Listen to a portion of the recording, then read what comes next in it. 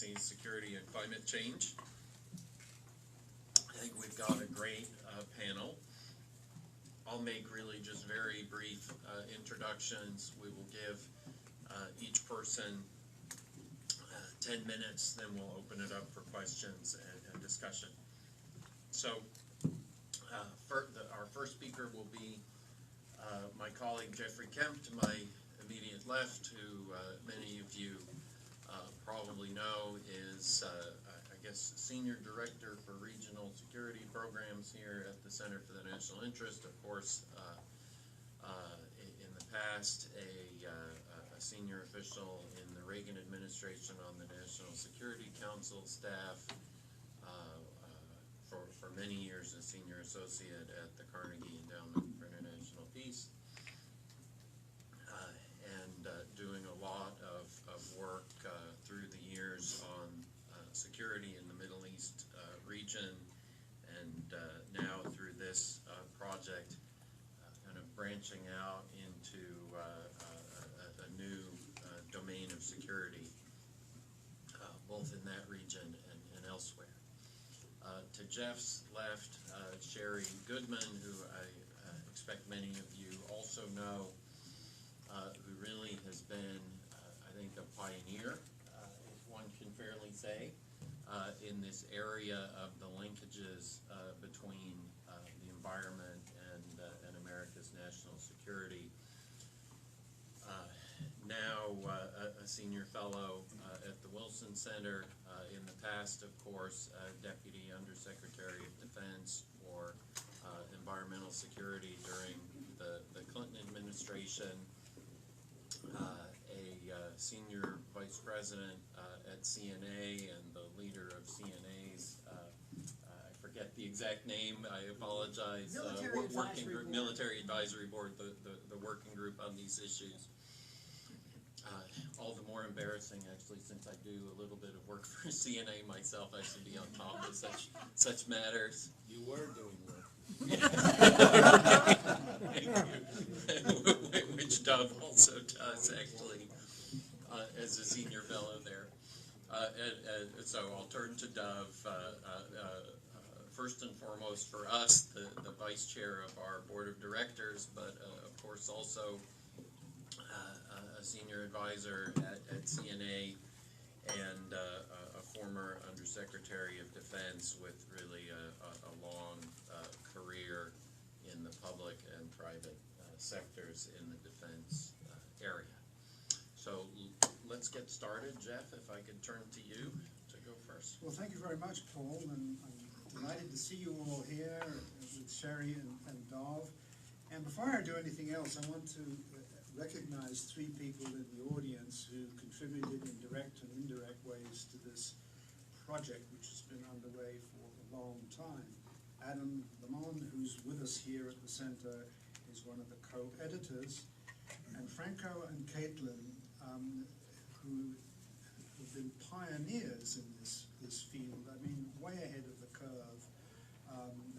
The Center for Climate and Security gave me extraordinarily good advice. We were at 2 conferences in France where we discussed this issue, so I owe a lot to you two guys. It was a hardship.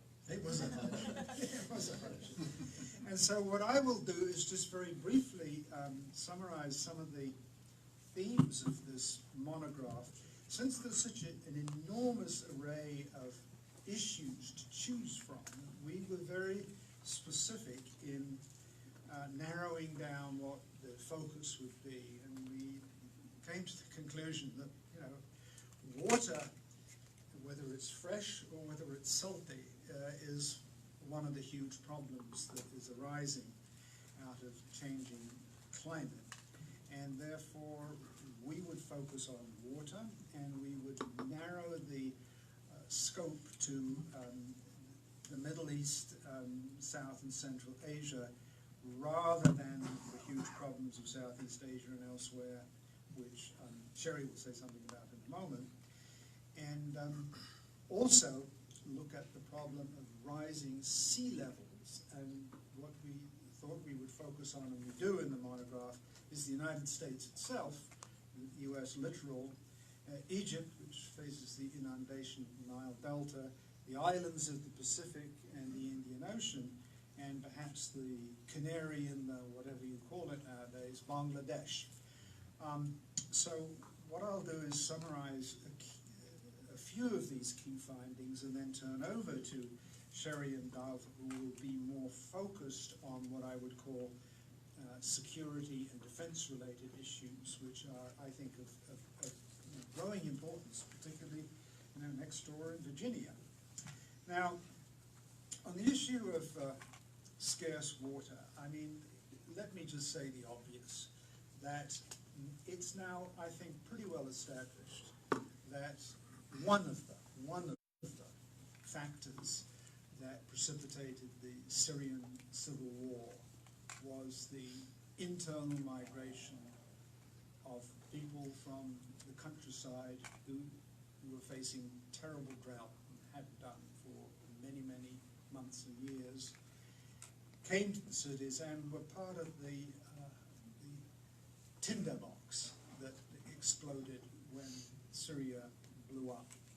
And that conflict, the Syrian conflict, I mean, is having global ramifications. If you just think about what happened right after the Civil War began, massive exodus of Syrians to the neighborhood, to Lebanon, to Jordan, and to Turkey.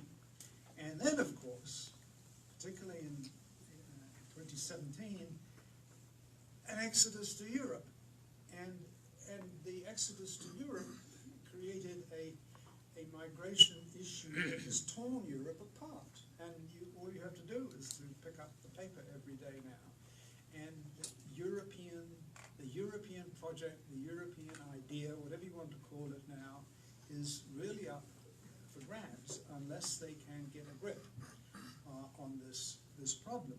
Now, obviously it's due to much more than just climate change and migration, but climate change and migration are part of the problem and will be until some way is found to stop these endless migrations across borders. Similarly, I think you can say that freshwater scarcity is a factor now in very tense relations between Iraq and Turkey. With Turkey, it is argued, holding back precious water for the Tigris and the Euphrates for its enormous dam problem.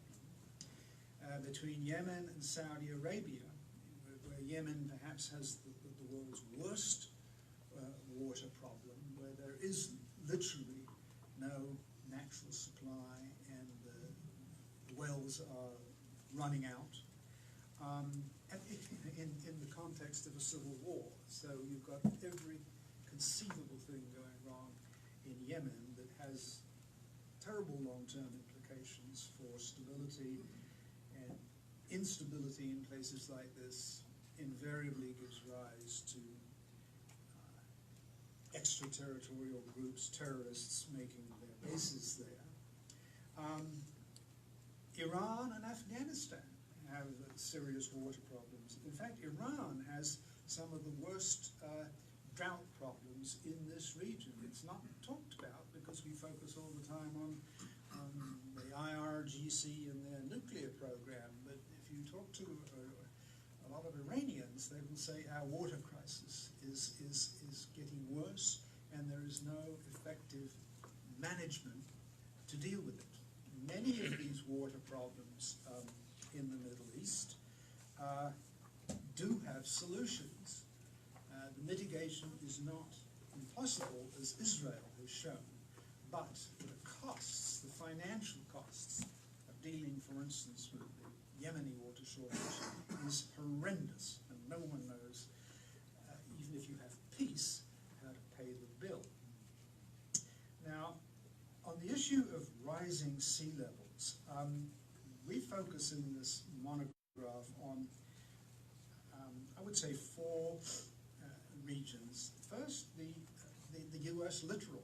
I mean, the surges and storms and hurricanes that we've seen over the past 3 or 4 years are more and more evidence that America's low-lying cities and naval bases and air bases are all suffering from rising sea levels and surges. And the cost of dealing with this, whether it's the city of Miami, Miami Beach, or Newport, has only just begun to be calculated. It's having a profound effect on everything from insurance rates, real estate prices, all around the country, not just on the East Coast, in the Gulf, in Alaska, and on the West Coast. And the second area where rising sea levels are an existential threat, of course, are the low-lying islands, many of the low-lying islands in the Indian Ocean and the Pacific, where areas like the Maldives may well go under unless some way is found to either slow down the rate at which sea levels are rising, or some way is found to raise the islands several feet above sea level, and do so by exotic tourism. Don't know what's going to happen, but it's terribly serious. If you go there, that's what everyone talks about. We make a point in describing the threat, the water threats to Egypt, both in the context of freshwater scarcity because of the growing demands on the fresh water of the Blue and White Niles, particularly the enormous construction that's going on in Ethiopia to build the Grand Renaissance Dam, which the Egyptians are very worried about, as they are right to be. But Egypt is also, concerned about rising sea levels because they threaten the Nile Delta, which provides a huge proportion of Egypt's food.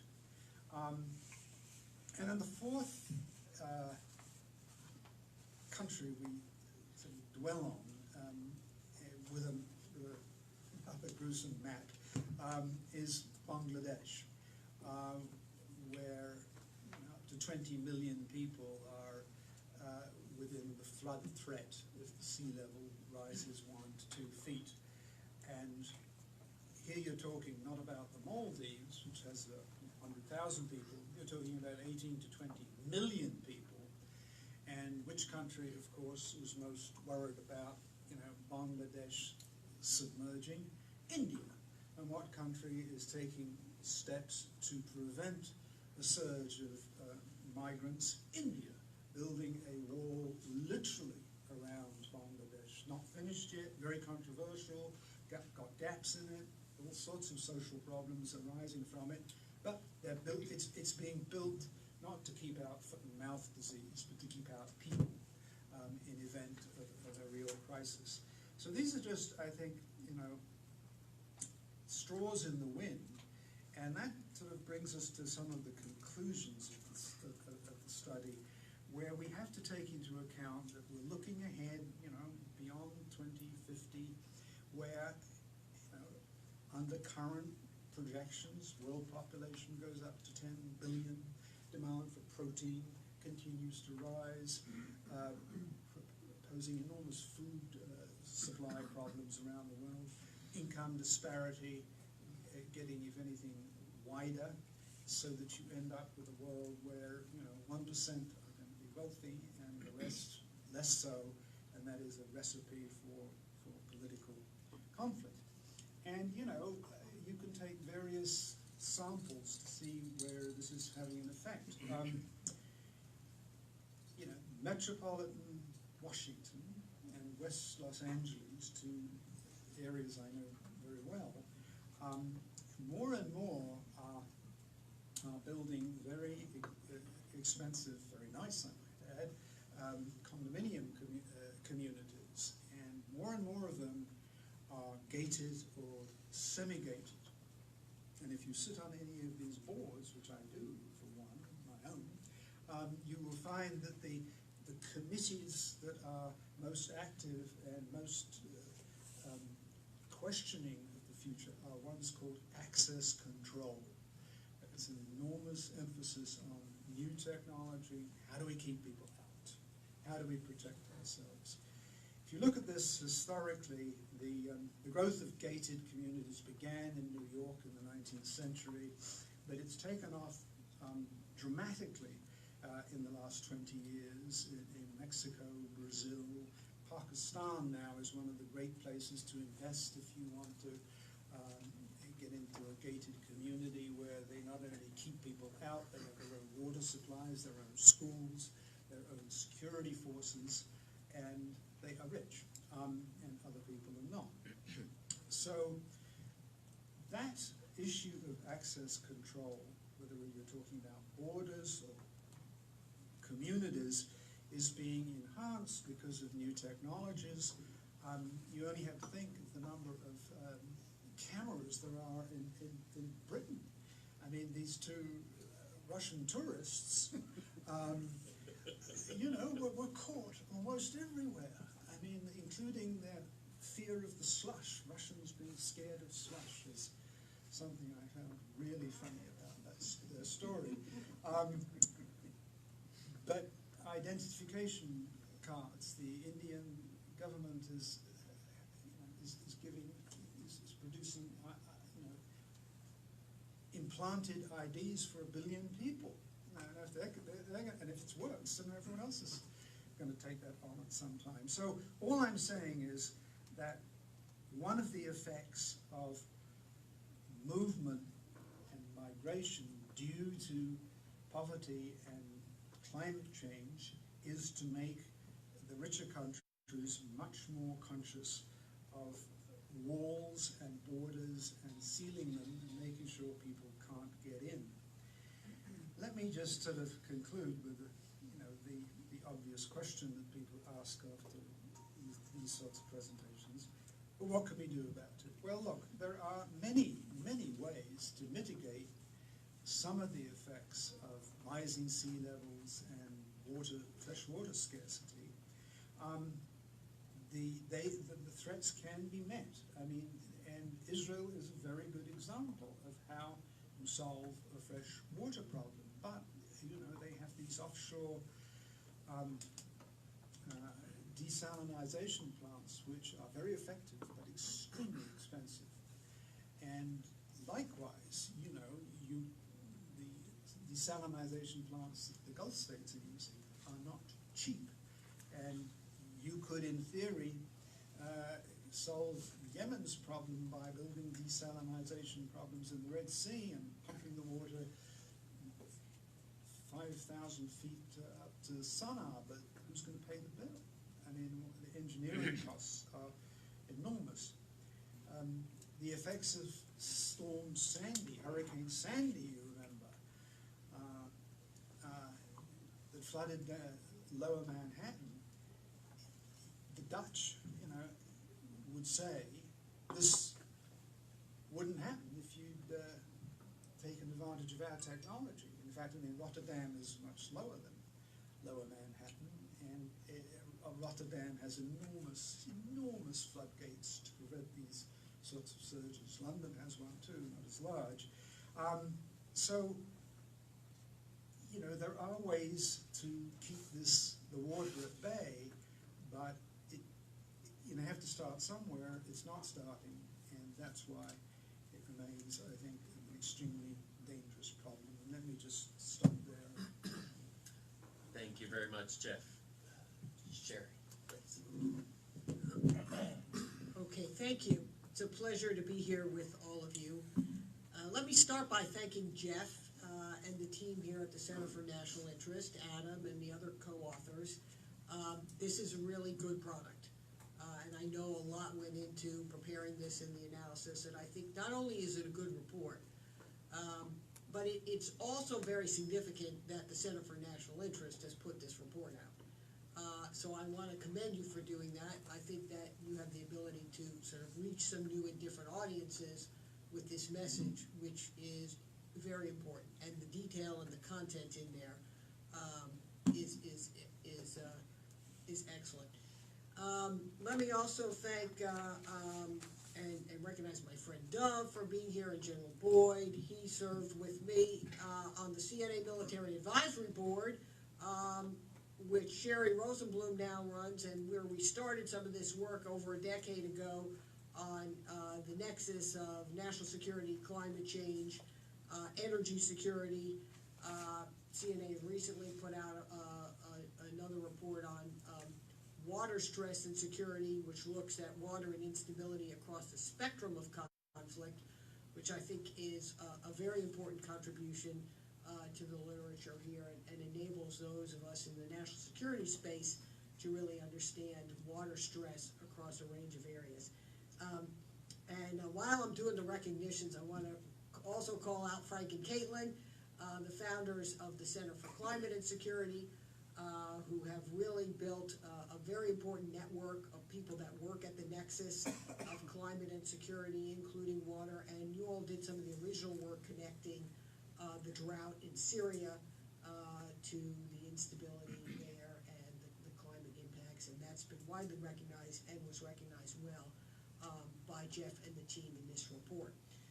So there's a lot of good work on which to build. So Jeff's given us an overview, and there are a lot of different threads I could follow down here, so I'm just going to pick a couple of them, and then we can go into it further in the Q&A. Let me first start with a piece that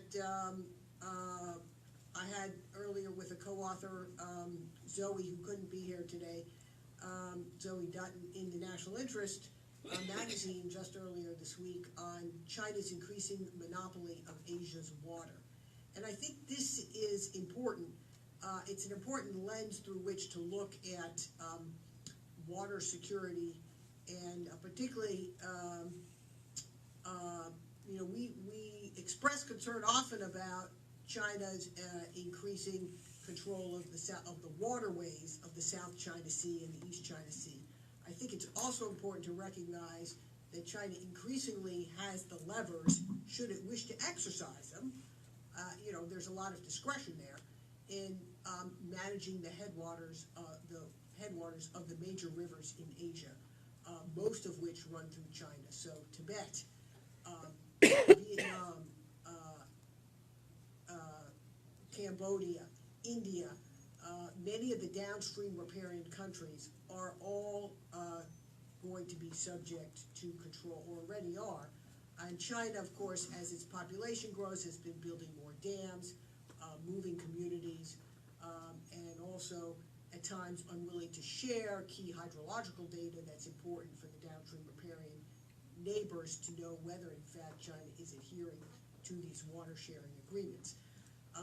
Another important dimension of the major river basins of the world, not only in Asia but elsewhere, many of which have water agreements, is that in the climate era, most of them don't reflect the climate realities on the ground now. The water levels that were established for water sharing, whether it's in the Nile or the Brahmaputra or elsewhere, don't always reflect today's realities. And so that could also become an important flashpoint in the future.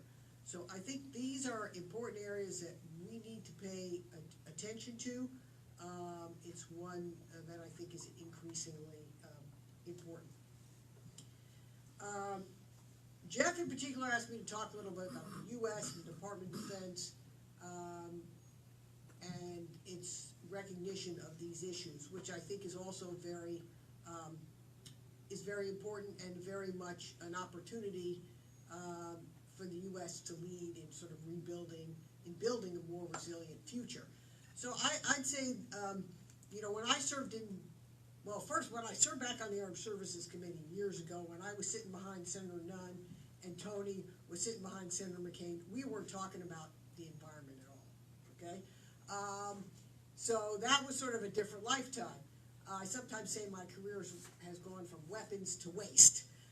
And then during the 90s, when I served in the Department of Defense as the first Deputy Undersecretary of Defense for Environmental Security, a lot of that was about waste, cleaning up post-Cold War contamination, whether it was in Russia or our own military bases. But we increasingly became aware of the connections between environment, later climate, water, energy, and global stability. And so when we founded the CNA Military Advisory Board, which released its first report in 2007, we characterized climate change as a threat multiplier, really amplifying global risks. And now we see this is spreading into a number of areas. And I think nowhere is better suited to tell this story than the Arctic. I mean, we have a whole new ocean that's opened up, a whole new region of potential geopolitical competition that has opened up because of the receding ice, the warming temperatures, the melting, collapsing permafrost, with increased human traffic and opportunity to exploit the energy resources, the mineral resources. China now declares itself to be a Arctic stakeholder and a near Arctic power, with ambitions not only to transit the Northern Sea route across Russia, but eventually perhaps even a transpolar route across the Central Arctic. And as I sometimes say, it's really all about the fish. And because the fish might be the ultimate prize there in the Central Arctic Ocean, the U.S. and a number of others are about to sign, including China, a moratorium on fishing in the Central Arctic for the next 16 years. That will actually be signed next week. And that's a good thing that we are cooperating right now, because because there isn't yet a viable fishery, but there probably will be decades hence. And that is going to be a resource potentially as important as energy to exploit at some time. So I think that's another area we need to watch. As Secretary of Defense Mattis said not long ago, we need to up our game in the Arctic. And so I was there in Alaska last month at a very well-attended Arctic Maritime Symposium with a number of DoD leaders, including the incoming chairman of NORTHCOM, who talked about needing to operate in and through the Arctic. And that's a new framing, I think, for the U.S.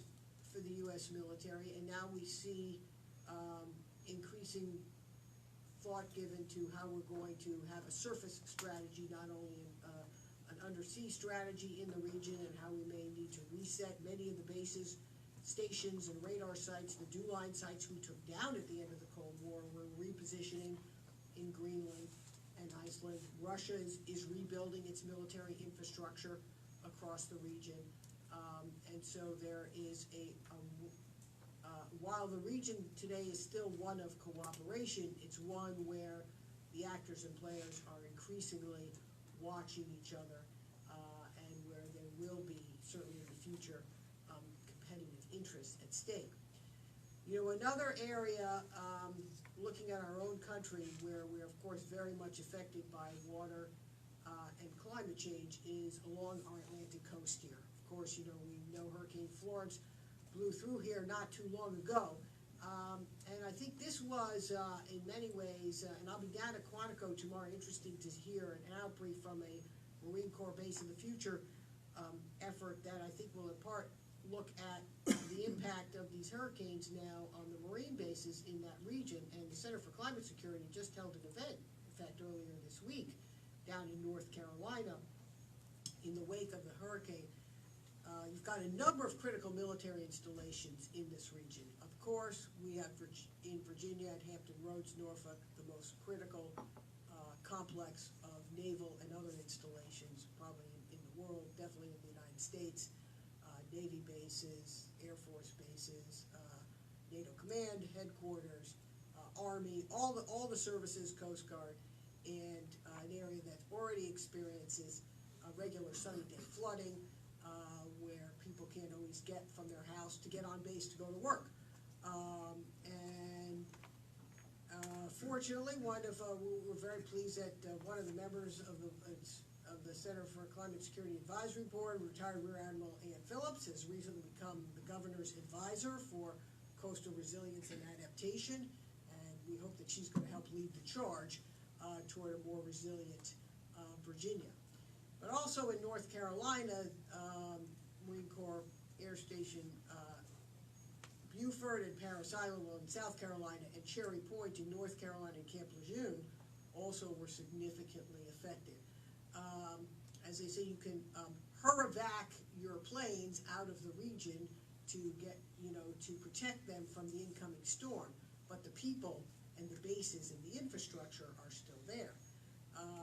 And so, in many ways, I think that even though the storm ended up not being as powerful as perhaps earlier predicted, it's a wake-up call.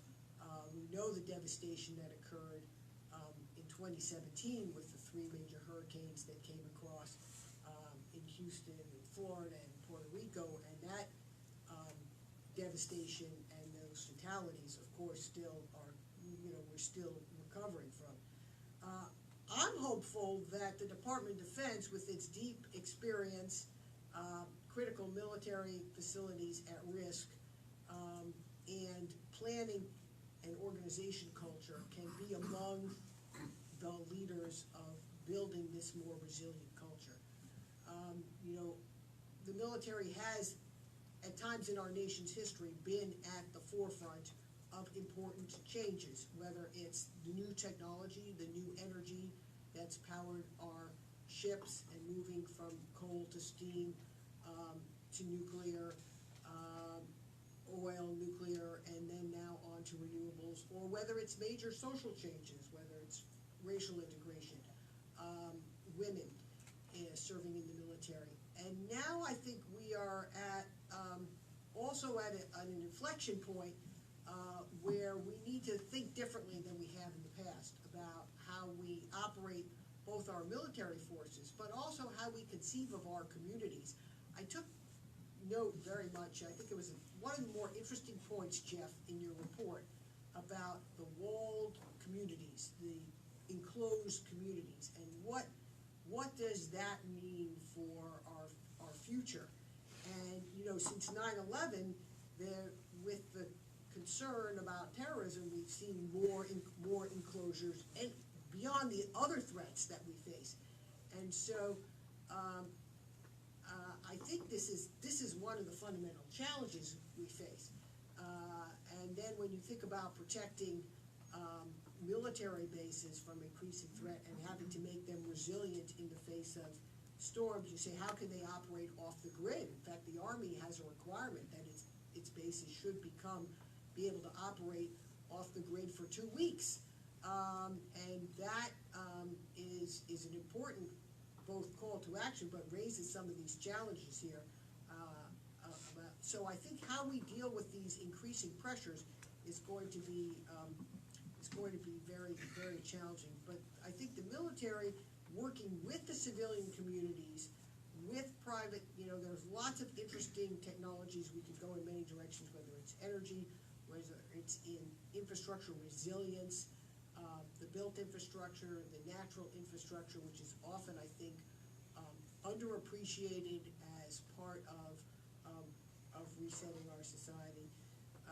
I think there are many ways that we will have to move, not only in a post 9/11 world, but sort of in a climate change world, to recognize how we build these more resilient structures. But with a lot of authorities vested in our own military to do things that are a little more challenged to do in civilian society right now, I think there are going to be some opportunities to show leadership there. And that, I think, is increasingly important in this discordant time in which we live. So I think I will leave it at that. Thank you very much. Let me turn it to Dov Zakheim. Thank you. Jeff asked me as well to talk about the defense-related issues arising out of the report. I agree with Sherri. It's a very, very good one. Just so you folks should know, since Sherri started out in the 90s getting people to focus on these issues, it's been pretty much part of DOD's work program ever since. And so Republican, Democrat, Independent, whatever you are, we owe her a vote of thanks for getting this thing started. It really is a big deal. Look, water issues have been, if you know your Bible, you know that Isaac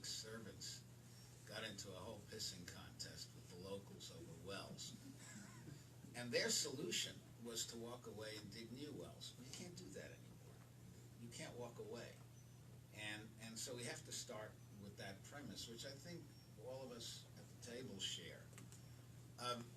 From the DoD perspective, because they recognize you can't walk away, they also recognize, and Sherri talked about the threat to facilities. Just to give you a feeling for how big the threat is, we're talking about $100 billion worth of facilities. Even in defense budget terms, that's not trivial. And the facilities are not just the museums, they're also inland now. We just saw this with the hurricane. So the question is going to be, how far inland can the damage go? And it looks like it's getting further and further inland than we originally anticipated. And if you talk about islands going under, what about the Marshall Islands, all the facilities we have there? What happens to Guam? Look how much we've packed into Guam. Maybe the Chinese don't have to worry about taking out Guam because weather will. These are not trivial questions. I can see Tony going, weather won't take out Guam, but it could sure give Guam a very hard time and make it hard to operate in certain conditions. And so DoD has always been, not always, but ever since Sherri started this, been very cognizant of this. Another area that clearly Sherri alluded to this, the high north. Well, if you talk to the Danes right now, they will tell you that the Chinese aren't just talking about fish. They are trying to buy up disused airfields. And I guarantee you that's not for fishing. And so, and those disused airfields are in Greenland, and the issue becomes how much of Greenland's self-government is self-government, and how much is run out of Copenhagen. So of course the Greenlanders say, well, you know, whatever we do with our disused airfields is internal affairs, and that's our business, and stay out of it, you Danes. And the Danes say, well, if the Chinese are buying it, it's an international issue. So you can see here that the ramifications are, they just seem to be expanding on a regular basis. Now, I mean, we also have to recognize that I think Jim Mattis started talking about this in the early 2000s, actually. It's not since he was Secretary of Defense. But, you know, if you got rid of all emissions in the Defense Department, it would be less than 1% of all American emissions. So you shouldn't be looking at DoD as a solution to a problem. You should be looking to DoD as coming up with potential solutions to problems that are much larger than DoD. Now, there are other things we need to think about. I mean, who uses nuclear-powered carriers? No emissions there. The more we go to drones of all kinds, the less we're going to use up fuel. And the reason is, most of, I think it's about half of DoD's fuel consumption, and therefore emissions related to it, are from the Air Force. And a third, roughly, are from the Navy. And so we're really talking about mostly aircraft. The more you substitute for aircraft, the lower the emissions become. The other area that I think is expanding on a, by leaps and bounds is the virtual realm, which doesn't really use fuel at all. So the more we go into AI, the more we go into all these kinds of things that we just don't want to call warfare yet, but are becoming more and more like warfare, and really, in some cases, already are warfare, the less, again, you're going to have a dependence on fossil fuels and the kinds of things that are causing people to worry. So it just seems to me that we need to look at this in a somewhat slightly different way. That, you know, the previous administration before Mr. Trump had this idea of a green navy, and they were trying to have more and more fuel efficiency. That hasn't gone away. They've just been more quiet about it for obvious reasons, given the White House's predilections. But the fact of the matter is, the Navy knows, and the military know very well, that every dollar spent on fuel, and remember, we don't know what the price of fuel will be next month, much less next year. And so, I mean, remember when I was comptroller, every comptroller has this problem. How do you estimate future fuel costs? And what happens if you not Not so much if you overestimate. Everybody loves when you overestimate. What happens when you underestimate? And everybody says, well, no, you're not going to underestimate now because the price of fuel is dropping. Not so. Not so at all. What's it at, about 74 now? And it was about 40 not all that long ago. So where you are in the budget process could really mess you up.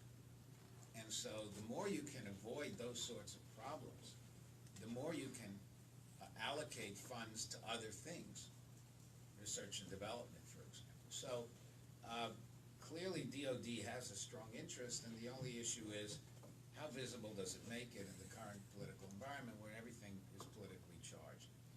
Now, Jeff mentioned briefly, we all talk about these issues. What can we do about them? And he mentioned Israel. Israel's drip irrigation, it does export drip irrigation to a lot of other countries, and that certainly mitigates problems.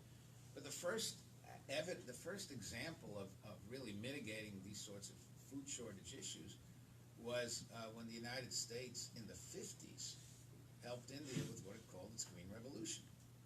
That was really the first time that we helped a country that clearly had not developed its capabilities to go a long, long way to feeding its people.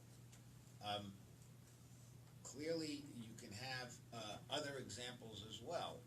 Desalination we talked about. The question then becomes, how do you fund it?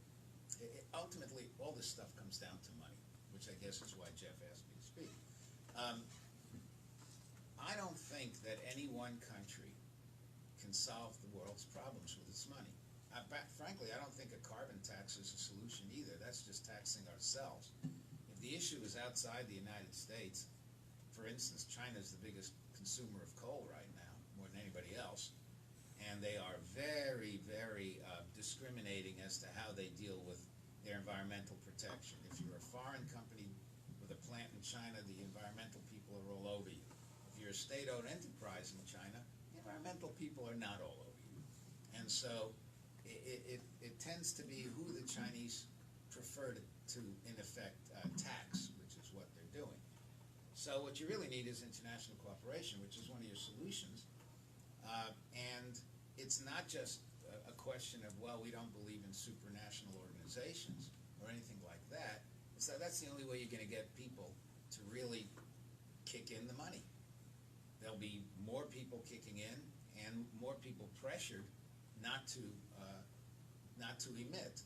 If it's just the United States, what's going to happen is everybody else will say, okay, let the United States do it, and we'll come to us later on with third world, we're developing, we're this, we're that. That's not going to work. One other area that I think we ought to think about in terms of the military is we do a lot of training. We don't really do all that much training environmental in say water issues, environmental issues generally. Why aren't we training some of our less wealthy allied militaries to do some of the things our militaries do? And if it's a question of money, well, that's not a bad way to have foreign military assistance work, because that really does help us. In other words, if you're concerned, for instance, right now we can't talk to Turks or Syrians or Iraqis. Russians can, the Chinese can, we're not so good at it right now. But there are other countries that we can talk to. We talk to Egypt, we talk to Ethiopia. Why don't we help out there? If there's an issue with the Saudis, we ought to be working with the Saudis to deal with the Yemeni issue, because clearly the water shortage is not exactly putting a damper, if I could use a lousy pun, on the civil war there.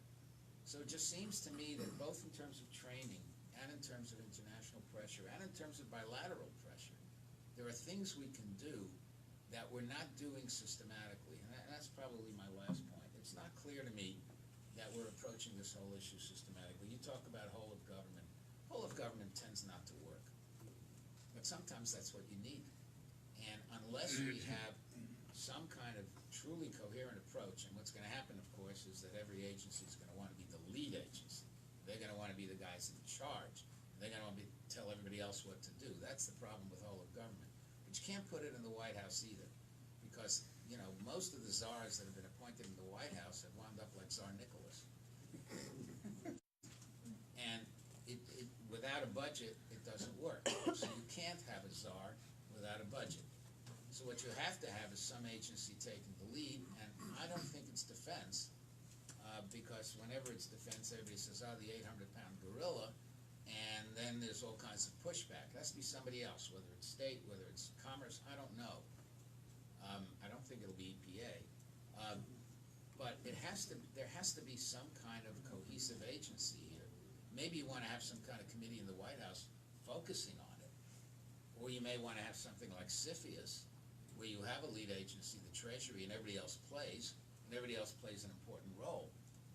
But if you don't have that, I don't think we're going to be able to be as creative as we could be in terms of working in an international system in order to mediate this problem or mitigate it. And frankly, on this one, whatever else you think about international systems, I don't know how you get away with not working in an international system. And I'll stop there. Thank you very much. Let's open it up for questions and discussion. Tony Cordes. Jeff, I've only skimmed through your, Tony Cordes. Jeff, I've only skimmed through your report, but you did focus in a number of places on the critical problem of trying to solve the agricultural use of water. And Dov mentioned drip agriculture. But every time I've seen that in the field, outside a few highly literate developed societies, basically it runs immediately into major problems in terms of skill levels, literacy, capital investment, distribution, and scale. And it does it in countries which are every one we have a counterinsurgency effort in, where you have major migration into the cities, serious problems already in agriculture. Places like Afghanistan, most of the traditional mountain tunnel systems have begun to collapse. And if any of you have overflown southwestern Afghanistan, and you have a map in your report of one of the key areas coming out of the Helmand River, a lot of those villages are now deserted. Basically, there's nobody there anymore. And I just wonder, if you're moving on to the solutions, a lot of these seem to be exaggerated on the basis of phony pilot projects that aren't going to work in developed countries. They ignore the demographics, education, capital costs, marginal costs, and those are all real. Good intentions aren't. So I just wonder how much of this you were able to get into. And I just give you one thing you didn't look at is Iraq.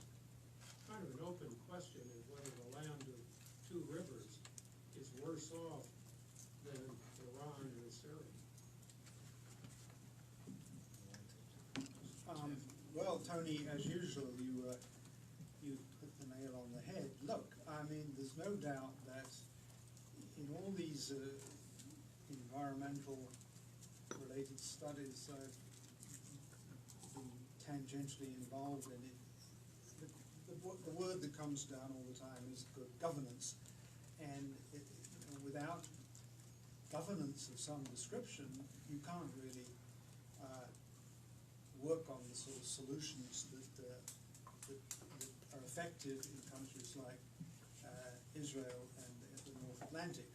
I mean, it's interesting that if you take the whole North Atlantic area, particularly the European part of it, where there have been endless disputes about everything, borders, fishing, migrants, and yet, with the exception of a little skirmish between British and French fishermen over shellfish and the island and the war between Iceland and Britain back in the 60s, most of the issues that in other regions of the world would lead to major outbreaks of confrontation have been avoided because they have a sort of system of governance that catches these issues at the start and nips them in the bud. So I don't know, Tony, how you deal with the water problem in Afghanistan or Yemen. I mean, particularly in a time when they're all fighting each other. So my sort of simple answer would be, until you have a solution or find a solution to the current wars that are going on, expectations of mitigation on the environmental issues will remain expectations, and the only priority therefore has to be to find ways to bring the conflicts to some sort of conclusion. Likewise, it seems to me a lot of the disputes over fresh water supplies, whether they be the enormous control China has or all the other ones we mentioned in the monograph, I think, I mean, there's only been one really, lasting agreement on water supplies between India and Pakistan, and that goes back many, many, many years and may be breaking down right now. But unless you have an agreement between the various riparian states that share the water, things are going to get worse, not better. So, in a sense, I agree with you. Well, I don't entirely agree. I think it's a little bit too much hand-wringing. Let me tell you why. First of all, when we trained the Indians in the 50s, believe me, they weren't exactly the most sophisticated people. We seem to have done a pretty good job. And the key is you just don't provide a desalination plant or, have some drip irrigation program that you export. You've got to train people. I know it costs money, but training doesn't cost as much money, for example, as the capital equipment itself. So clearly there is money that has to be spent, and that may be something that ought to be an AID priority. AID is already, and has been for a whole number of years, been funding these sorts of programs, training programs and agricultural programs in places like Haiti. I've seen them. In Africa. If you're worried about Africans crossing the Sahel and going into Italy and Greece and moving on to Sweden and so on, one of the things you do is you put money into those kinds of programs to keep the farmers there. It is doable because it's been done. The problem is it hasn't been done on a large enough scale. It's not a super high priority for the EU. The EU's too busy panicking about immigration without thinking about how to stop the causes of it. And it hasn't been a very high priority for AID. AID funds it, but it funds lots of things. Maybe it should fund more of this, a little less of some of the good governance stuff that goes nowhere. That's a whole other issue. So it seems to me that is doable. Also, even when you have people who hate each other, sometimes they work together on water, and it's not just India and Pakistan. There's an organization based in Oman, in Muscat, that has dealt with the Palestinians, Jordanians, and Israelis for years. They'll kill each other over everything else, but not that. Because they realize, even though the joke about that everybody knows about the frog and the scorpion crossing the river and all that, and it being the Middle East, frankly, on this one, the frog and the scorpion seem to work together. So I would say, Tony, you're right if people don't want to apply the resources. But is it doable? It's doable. It's been demonstrated, and it's been demonstrated. India was demonstrated on an exceedingly large scale. Marvin, and then Jacob, and then Wayne. First, on Tony's point about drip irrigation, one of the first drip irrigation projects I saw was in Iran, where the Israelis came in Karaj, outside of Tehran, and but it was high value crop. It was mainly strawberries. I think we have to recognize the limitation. My point, though, I want to make was that if we look at India and Pakistan and we focus on the industry treaty, how important that is and how it now is under stress, I think we also have to recognize that these water decisions have internal political character to them. And so we're talking about the very stability of some of these countries, and I can come here back to Pakistan, where because of the reduced snowpack in the Himalayas, what we've got here is a real conflict going on the use of the Indus river. And that's on top of the fact that then from the other end, you've got too much water.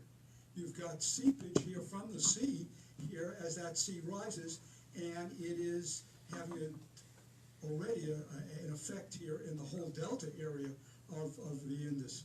So I think we, as much as we want to look at the interstate conflicts here, we have to look also about internal instability as a result of some of these water issues.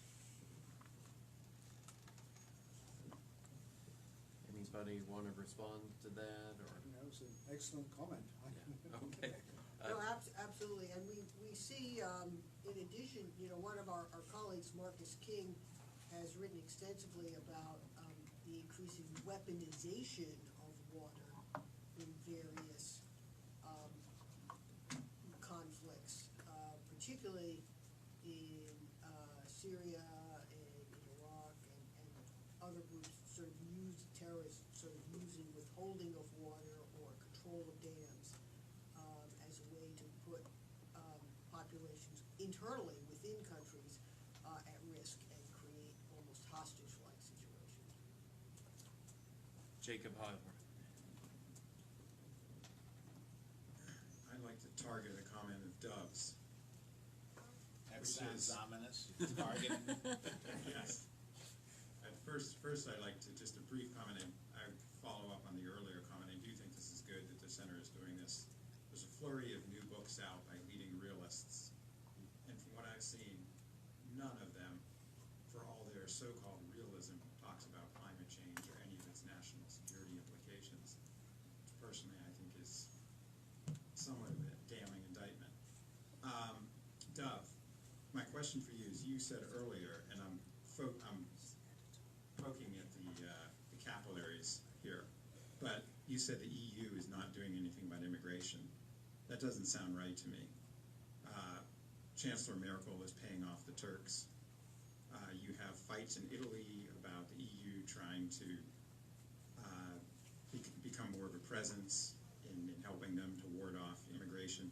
So what precisely is your beef? Either I misspoke or you misheard. No, of course the EU is totally seized by the issue of immigration. What I was saying is that the issue of dealing with some of the causes of immigration, like what we've been talking about here, is not the highest priority for them. And it seems to me that and there are very innovative ways of dealing with this. One of the things I mentioned that I visited Haiti.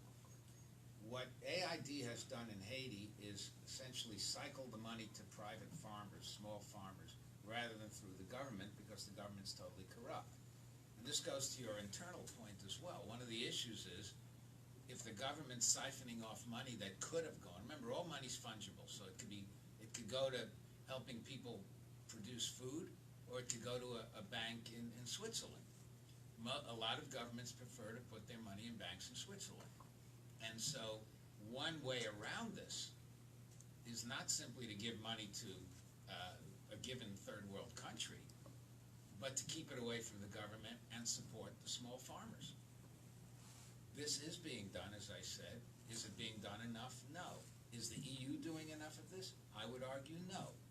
That's not to say the EU isn't worried about immigration. Of course it's terrified about immigration.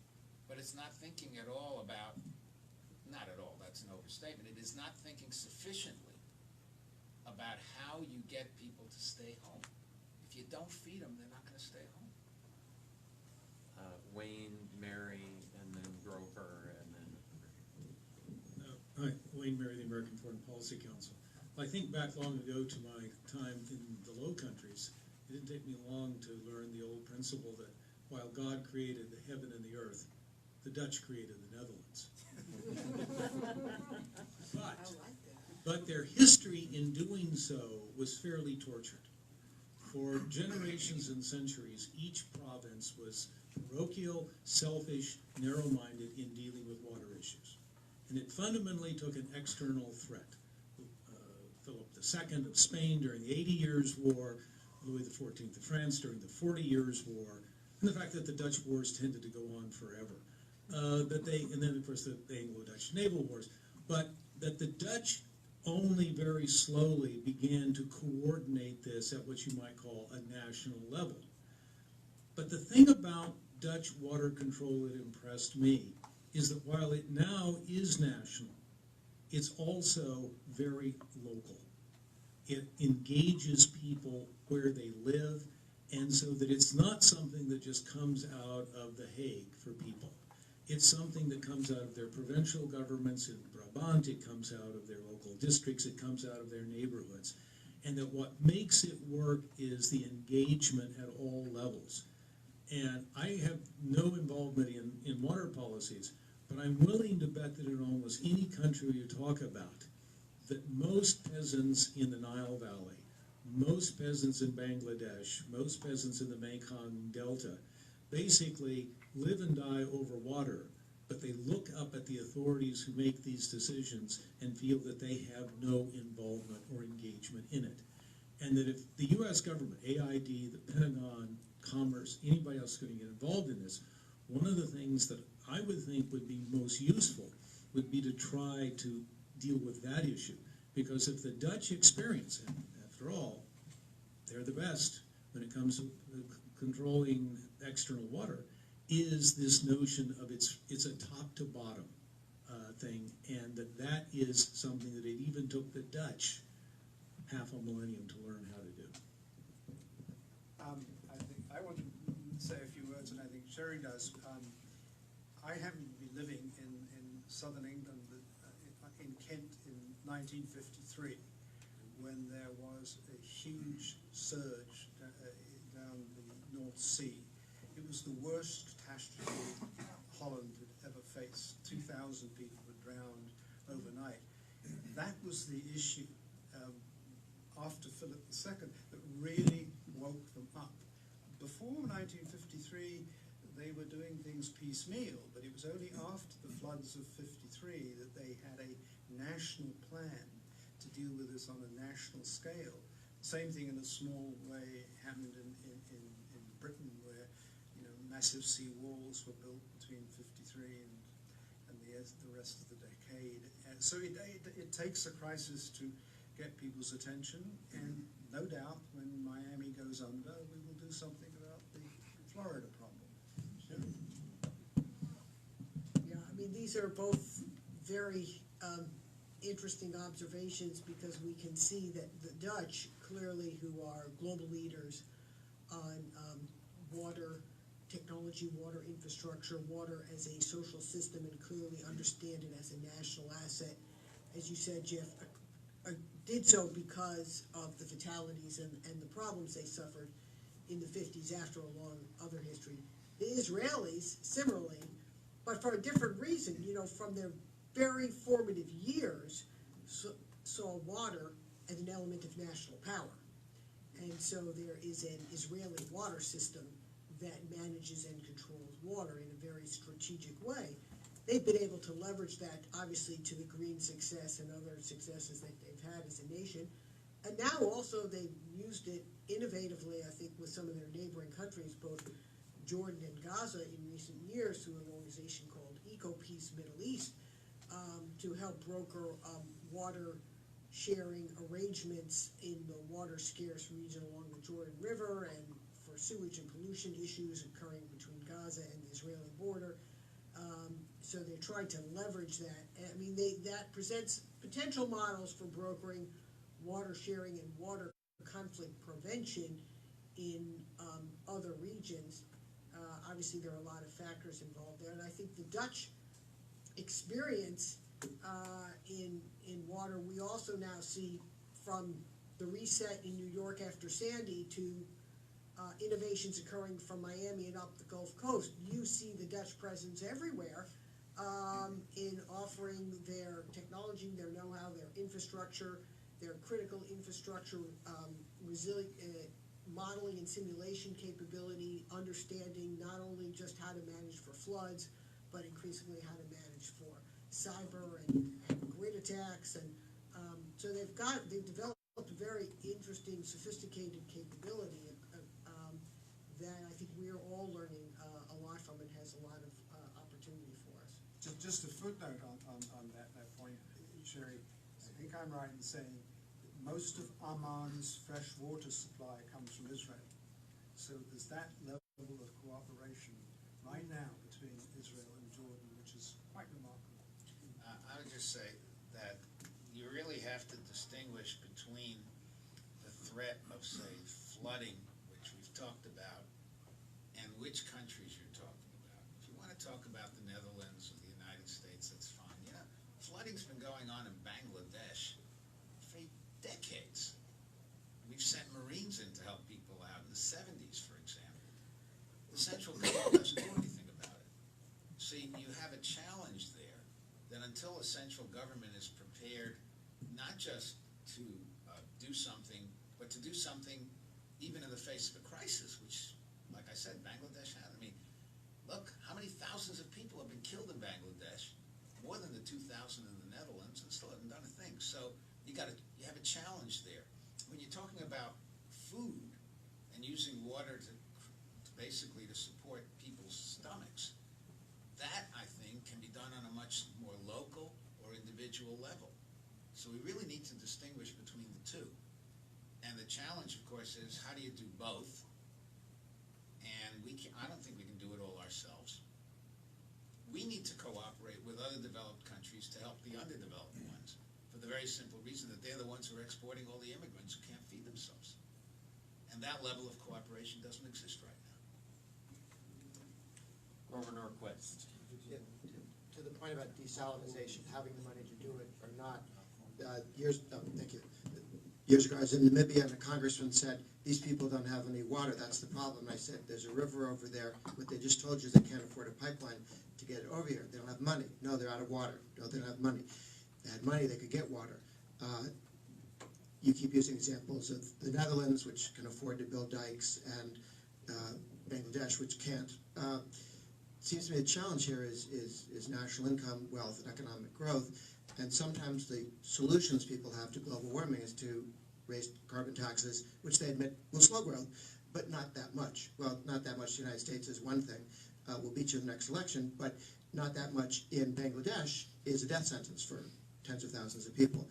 So as you do this, there are two things. How do you meet growth in any of these economies? You do more to help them deal with water questions, can you afford desalinization or other pipelines, or dealing with surges. But the other one is, over the next 100 years, where the temperature may grow a point or two, in 100 years, well, 10 years ago, you wouldn't have said that, automated cars, self-driving cars, or scooters, or Uber would take people, how are we going to deal with people moving around in cities? Well, we're going to have to sink these big subways that go from places to places that today we think people want to live in.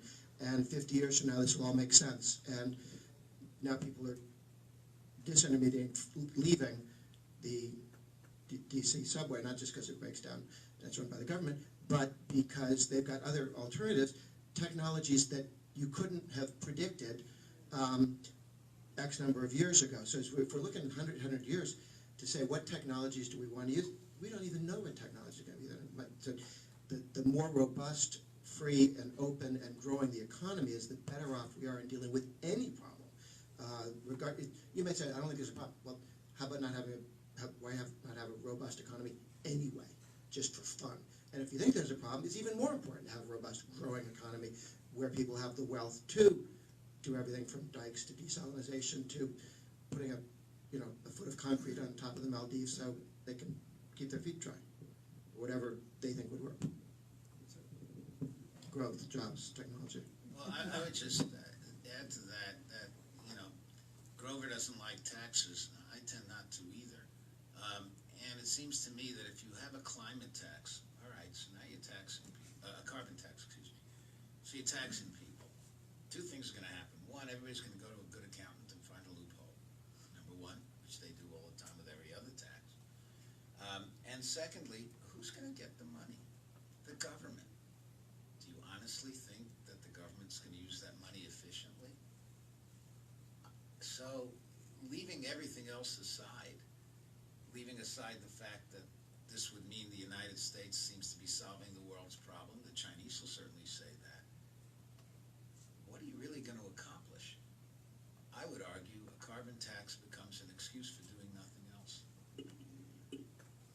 just say one word about robust growth and what, I mean, I think there are certain things we have to be aware of, that, you know, the evidence suggests that the countries that have done extraordinarily well in terms of growth over the last sort of 20 years have seen all sorts of improvements in the quality of life, but also in their demand for certain services, particularly food. And if you think that food supplies are as critical in some as water supplies for the well-being of nations, we have to face the fact that it's the extraordinary growth in the demand for protein, particularly meat and chicken, that accounts for some of the disaggregations in the food supply system, because, you know, it takes enormous amounts of corn and wheat to make a steak, and that unless somehow built into this model, I mean, people can be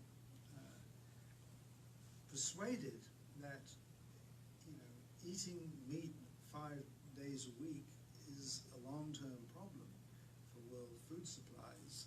I don't quite know what the answer is, but all I know is that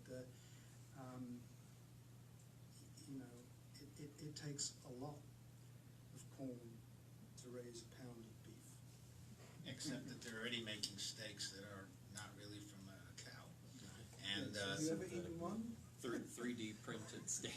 no, I mean, there's a real issue there about, you know, fine, if it's a matter of taste, you can certainly fiddle around with it, but the fact of the matter is that there are lots of ways to produce protein. There are now ways to produce steaks, and so it goes back to Grover's point. You know, technology doesn't just stop in one area or start in one area. Over the edge, and I think that's where Syria kind of changed the conversation a little bit, where, you know, there was a country, but due to the nature of the relationship between the government and its public, and the relationship of the Assad regime to the United States, etc., there was a feeling amongst the analysts that this is not a country that's going to experience its own version of an Arab Spring, but they did.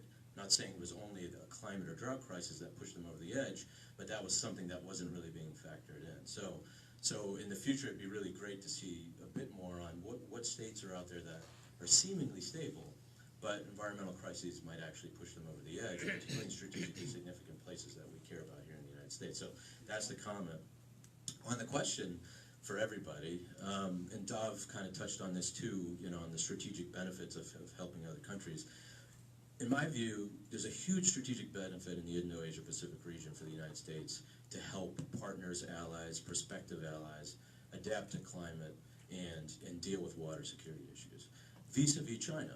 And the conversation of climate change amongst those who mostly talk about climate change is always completely divorced from, you know, strategic ideas. We never talk about this kind of stuff. But it seems like with China's growing influence in the region and globally, why aren't we doing more to help countries, many of whom think of climate change issues and water issues as one of their top, you know, national priorities. So it feels like there's a strategic benefit thing there. And so I wonder if you guys have any comments on that, and also how we might be able to mobilize the national security community to think more strategically about these kinds of investments. Thank you. Frank, you know, okay, well, you know, that's all, you know, some of the work that we've been doing together, and I think is very important. And I mean, I think we are, and this ties together a little bit, you know, what Grover said on the technology, you know, front. Often we think about technology here in this space as about either new energy technologies or new artificial intelligence technologies, but there's also, you know, the new predictive capability that is going to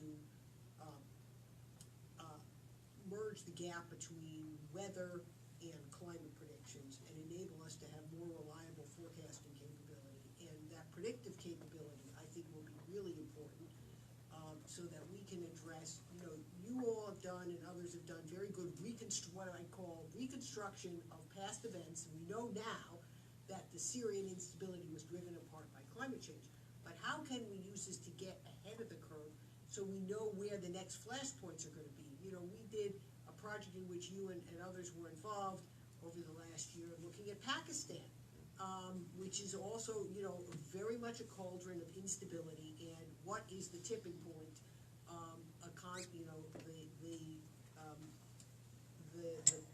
What's gonna send the combination of ecosystem, flooding, climate, water challenges, along with political and social instability, into a much more precarious or challenging situation. So I think sort of advancing the capability, and this is gonna be a public-private partnership. I mean, some of it is gonna be done inside the government, but some of it is gonna be definitely by private sector actors. And then, what was your second point was, oh, yeah, I think the cooperation,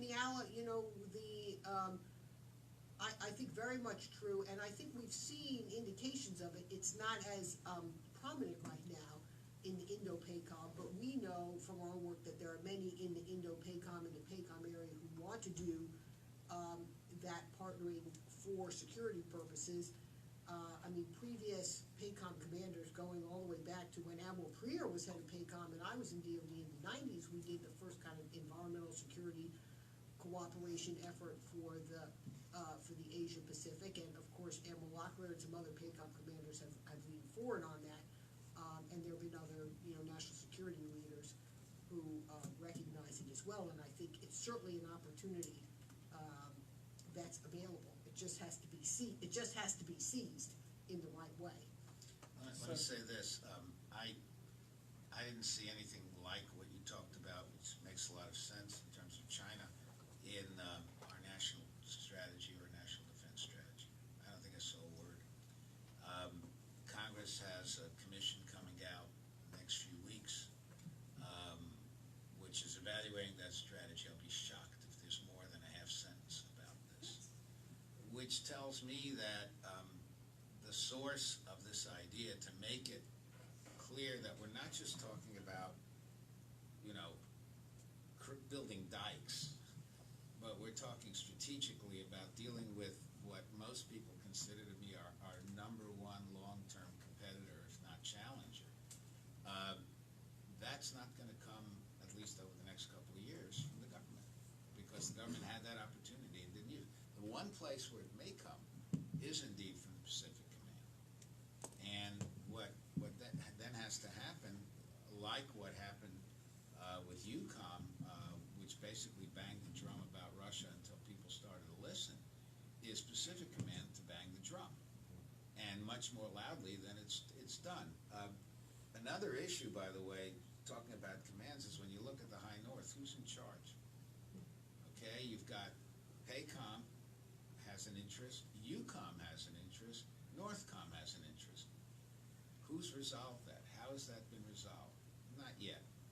And so I think that we ought to be thinking a lot more about what should be the role of the combatant commanders in all of this, and encouraging them to speak out, because right now things are being done, but there ain't much speaking out going on. So I think that both Dov and Sherri and others have stressed that the Department of Defense is in many respects ahead of the curve on all this, and that the Congress and the administration are, at least parts of the administration, are way, way behind. I didn't see anything in the speech to the UN yesterday made any allusion to this issue. But but here I think there's some good news. I mean, and I'll just cite two individuals who I'm very impressed with and have been for many years: Governor Brown and Mayor Bloomberg. I mean, when you have the governor of California and the former mayor of New York City, you know, on board on the importance of this issue, and you're right, Jacob, it doesn't get any attention in the realist dialogue. But Brown and Bloomberg, it seems to me, do understand the issue, and that the states may be the ones who have to carry the message, at least as long as we have the current administration that we do. Let's take these two over here together. My name is Sharif. I'm from the Egyptian Embassy. I would like first to thank you for the invite and the thank you for the very good effort here. I will maybe start to throw a bit into the discussion on what is currently happening concerning the Grand Ethiopian Renaissance Dam negotiations. So we have been engaged in these negotiations for about 7 years now, since Ethiopia unilaterally started building the dam. And I'll be honest with you, we don't appear to be going anywhere so far. I'm not sure if it's, if I can call it lack of transparency or lack of goodwill, but we have not until now had any studies on the socio-economic impact of the dam. We have not even received the level 2 design of the dam. Our brothers in Ethiopia, they refused to include in the studies anything related to calculating saltwater intrusion. However, we remain to be hopeful. We are still engaging in the negotiations. As we speak right now, the Minister of Water Resources is in Ethiopia. We will see how this reaches. I have a couple of questions, risking to sound naive, so excuse me if these are basic questions. I'm not a technical person after all. My first question to the panelists is, what can we do to encourage downstream countries in the Nile River Basin or elsewhere who definitely have legitimate developmental aspirations? What can we do to encourage them that their power generation projects would be projects that would cause less harm or as little as possible harm to a country like Egypt? Whether projects that are not depending on hydropower or projects that are depending on hydropower but that would cause the kind of harm that we can absorb. I mean, because after all, we do realize in Egypt that we will have to take some insignificant harm, but of course, as we all know, there isn't a definition of that, and at the end of the day, what matters is whether we can absorb it or not. The second question is, I'm glad there is mention here in the report on the threats of rising sea level, and it says somewhere here that even if Egypt could find a way to reduce freshwater demand and consumption within its borders, increased demand for the Nile's resources upriver would still worsen the effect of sea level rise along the lower Nile delta and coastal regions. And then later it mentions that by the year 2100, a 1 meter increase in sea level along Egypt's Mediterranean would cause the inundation of cities like Alexandria, Dumyat, Port Said. These are the major cities in Egyptian cities along the Mediterranean. And my question is this inevitable? I mean, is there any chance, is there anything that we can do to keep the sea level as it is right now in 100 years from now? Thank you so much.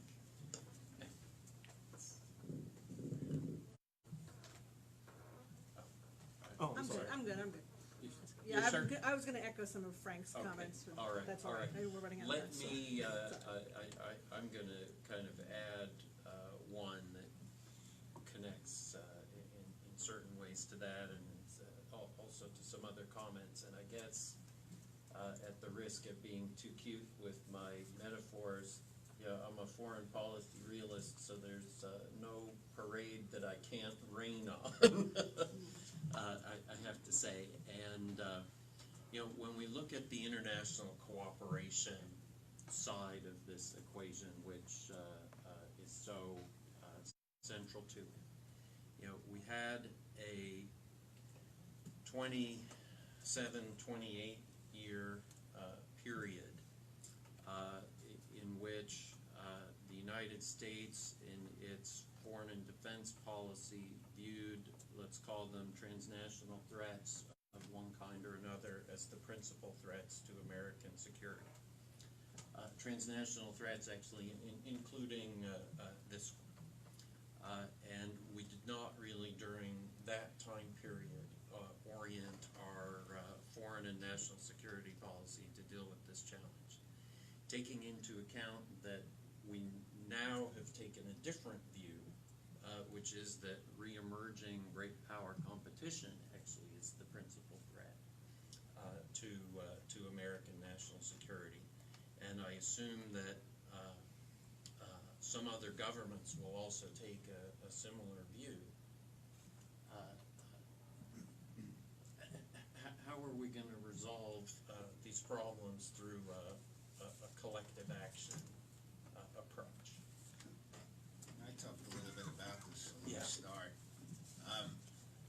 I think it's precisely, as Franco said, because of the great power competition, that I think we can work with others who are like-minded, who fear that great power, to cooperate. In fact, I would argue that, as long as it was seen as a sort of a separate transnational threat, a lot of people thought that that was hand-waving. It was Governor Moonbeam, Jerry Brown. And what is now being realized is that the guys wearing, and the women wearing uniforms who might get flooded aren't Governor Moonbeams. That's a very different situation. And so it seems to me that obviously if we say, like the Irish Sinn Féin, ourselves alone, we'll hang separately, there's no question about it, just as they did in the Easter Rising. But on this one, if we recognize that, we have allies, we have friends, and they have the same interests we do.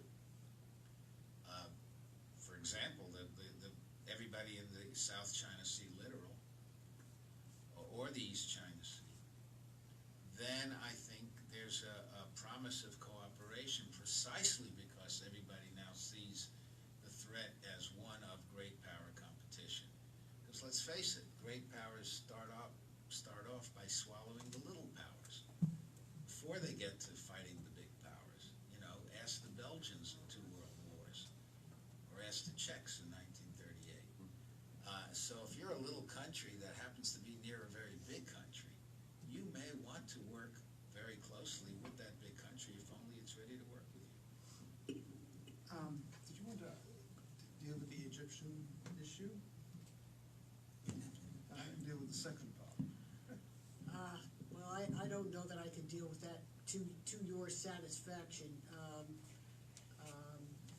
But I do know that it's an area of increasing, I think, strategic importance, and an area where, sort of on the Mediterranean side, on the major cities which are at risk in Egypt, there's increasing attention throughout the Mediterranean to how to manage sea level rise and a whole range of other, including pollution risks in the Mediterranean, and that there are, of course, many countries who have comparable stakes, not just so we're not just looking south toward the Gulf, but on the Mediterranean coast you have many other potential partners or challenges, but Venice, but you've got France, you've got Monaco, Prince Albert, who is deeply engaged in trying to protect the Mediterranean Sea, and many others there as well. So I think, I don't know if those forces have fully been harnessed in that regard, but I think that, there are cooperative efforts, certainly on coastal and oceanographic life, and I think the next phase is to think about them in combating sea level rise and coastal erosion. And I think it's not, back on Dov's point in the Asia Pacific, I'd say that if you think of it as great power competition and China is the challenge in the Asia Pacific, then it's in our national interest here at the Center for National Interest and our strategic interest to harness the support and enable everything from the small island states in the Pacific to the downstream riparian neighbors of China, Vietnam, and others, to know that we are reliable partners and allies in meeting that challenge, both on climate, water, and other areas. All right, terrific. So, listen, just two points. One on, is the rise in sea level inevitable? Well, the evidence suggests it is. The debate is not whether the sea level is rising, but the rate at which it's rising and how that rate may or may not change. And here is, just to correct me, a lot of it has to do with what's going on in Antarctica and the Arctic. And the melting of the ice caps could accelerate or it could slow down, and that would have a profound effect upon sea level rise. I mean, I think this issue about a global approach,